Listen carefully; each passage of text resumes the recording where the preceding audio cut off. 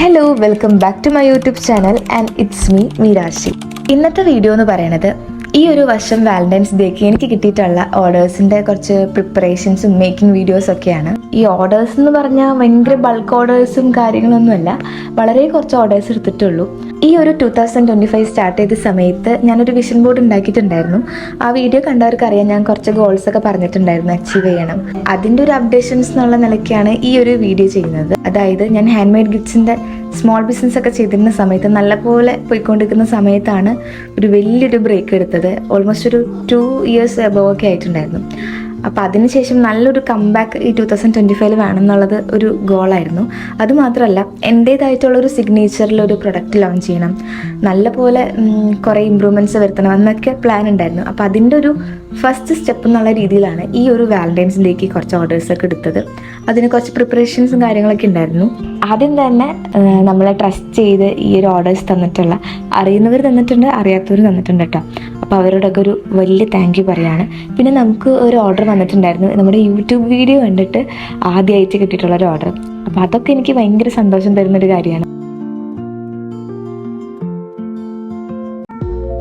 ഇപ്പോൾ ഈ വീഡിയോയിൽ കാണിക്കുന്ന ഓർഡേഴ്സ് ഫുള്ളും ഒരേ ദിവസം കൊറിയർ അയക്കേണ്ടതാണ് കേട്ടോ. അതായത് വാലന്റൈൻസ് ഡേൻ്റെ തലേ ദിവസമൊക്കെ ആയിട്ട് എത്തുന്ന രീതിയിലായിരുന്നു. അതിന് മുന്നേ തന്നെ അയച്ചിട്ടുള്ള കുറച്ച് ഓർഡേഴ്സ് ഉണ്ടായിരുന്നു, പക്ഷെ അതിൻ്റെ ഒന്നും ലോങ് വീഡിയോസിന് വേണ്ടിയിട്ട് വീഡിയോ എടുത്ത് വെക്കാൻ പറ്റിയിട്ടുണ്ടായിരുന്നില്ല. ഇപ്പോൾ ഈ പാക്ക് ചെയ്യണത് ഒരു 450 റേഞ്ചിലുള്ള ഒരു ബഡ്ജറ്റ് ഫ്രണ്ട്ലി ഗിഫ്റ്റ് ഹാമ്പർ ആയിരുന്നു.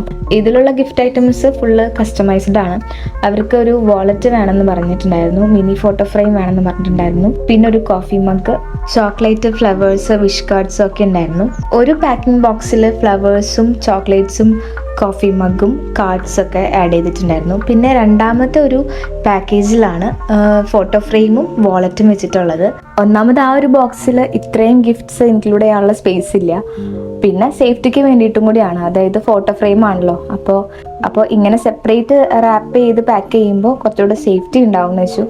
അതാണ് 2 പാക്കിംഗ് ആയിട്ടുണ്ടായത്.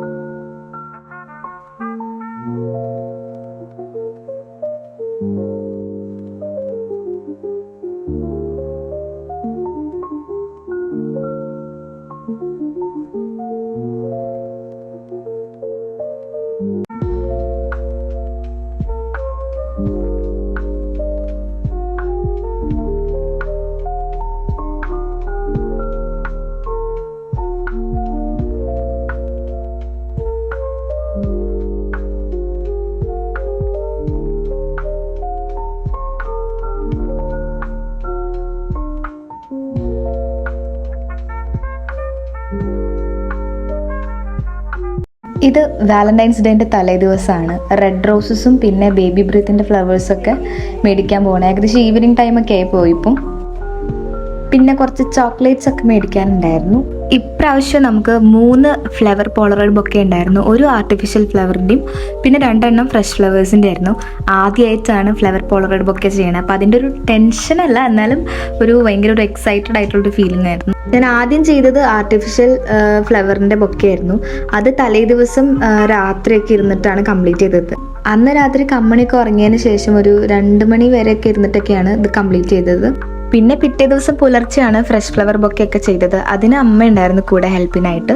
ഒരു 4 മണി 4:30 നേരത്തൊക്കെ ഇരുന്നിട്ടാണ് അതൊക്കെ ചെയ്ത് കംപ്ലീറ്റ് ചെയ്തത്. അല്ലെങ്കിൽ തീരില്ലായിരുന്നു, കാരണം അമ്മ ജോലിക്ക് പോയി കഴിഞ്ഞാൽ പിന്നെ ഞാനും കമ്പനി ഒറ്റയ്ക്കാണ്. അപ്പോൾ കമ്പനീനെ വെച്ചിട്ട് ഇത് ഫുള്ള് ഡീൽ ചെയ്യാൻ പറ്റില്ല.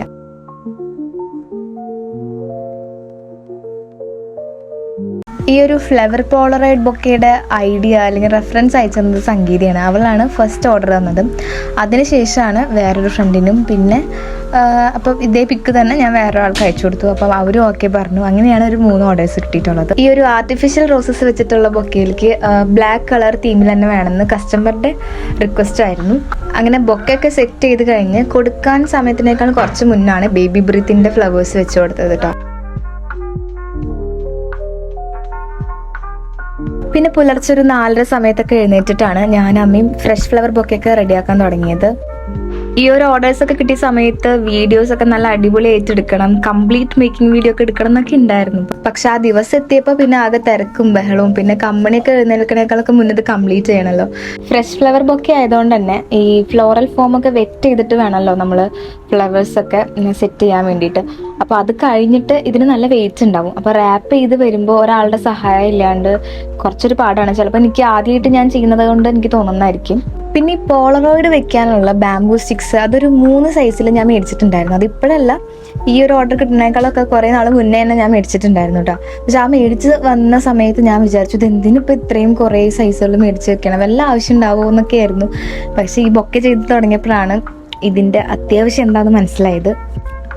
ഈ ഫ്രഷ് ഫ്ലവർ ബൊക്കയുടെ ഓർഡേഴ്സ് തന്നിട്ടുള്ള ആൾക്കാർക്ക് ഇന്ന കളർ കോമ്പിനേഷനിൽ വേണം എന്നുള്ളൊരു റിക്വയർമെൻറ്റ്സ് പ്രത്യേകിച്ചൊന്നും ഉണ്ടായിരുന്നില്ല. അതുകൊണ്ട് തന്നെ എനിക്ക് നല്ല കൺഫ്യൂഷൻ ആയിരുന്നു ആർക്ക് ഏത് കളർ ചൂസ് ചെയ്യുന്നുള്ളത്.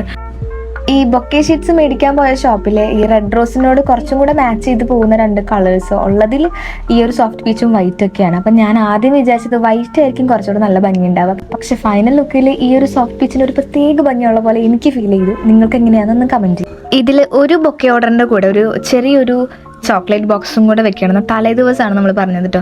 അങ്ങനെ ചോക്ലേറ്റ്സ് ഒക്കെ അറേഞ്ച് ചെയ്തിട്ട് കയ്യിലുള്ള ഒരു ബോക്സിൽ അറേഞ്ച് ചെയ്ത് നല്ല ഭംഗിയായിട്ട് പാക്ക് ചെയ്ത് കൊടുത്തിട്ടുണ്ട്.